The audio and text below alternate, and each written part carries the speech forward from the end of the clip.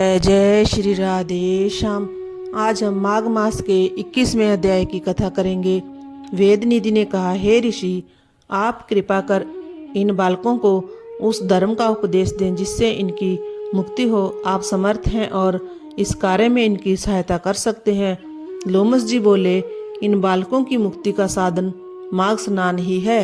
ये मेरे साथ माघ स्नान करें, निश्चय ही इनकी मुक्ति होगी। इससे अच्छा दूसरा कोई उपाय नहीं है। पाप फल, श्राप एवं तीर्थ पर किए गए पापों को नष्ट करने की शक्ति माघ स्नान में ही है। तीर्थ पर किया गया माघ स्नान 7 जन्म तक के पापों को नष्ट करता है।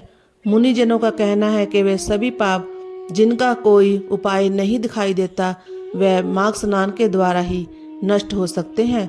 माघ मास को ज्ञानी जन पवित्रतम मास मानते हैं।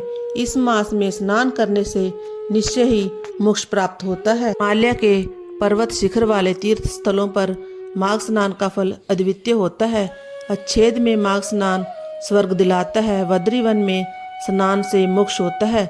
नर्मदा के जल में माघ स्नान करने से पाप एवं दुखों का नाश होता है और शिवलोक प्राप्त होता है। यमुना में किया गया माघ स्नान पाप मुक्त करके सूर्यलोक में पहुंचाने वाला है।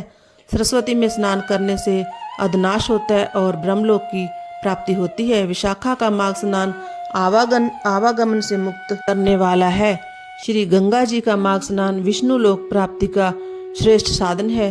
तृप्ति, सरयू, गंडक, सिंधु, चंद्रभागा, कौशिकी, गोदावरी, भीमा, पयोष्णा, कृष्णा, वणिका, कावेरी, तुंगभद्रा आदि समुद्र में जाने वाली नदियों में माघ स्नान करने वाले पाप रहित होकर स्वर्ग को पाते हैं।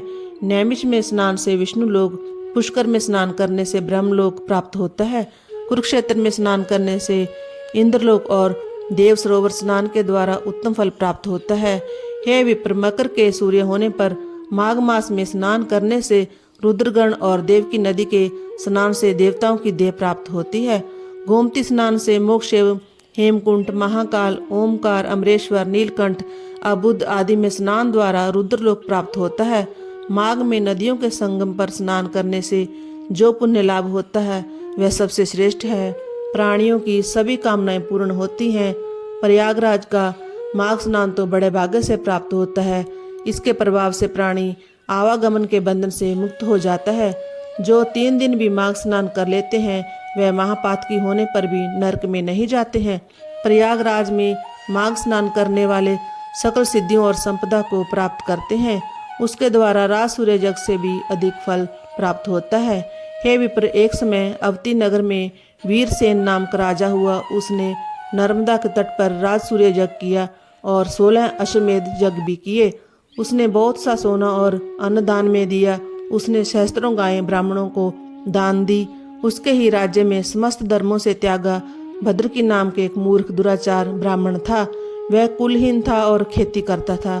कुछ दिनों बाद जब उसका मन खेती में ना लगा तो वह आलसी बनकर घर में पड़ा रहने लगा। तब क्रोध करके भाइयों ने उसे घर से निकाल दिया।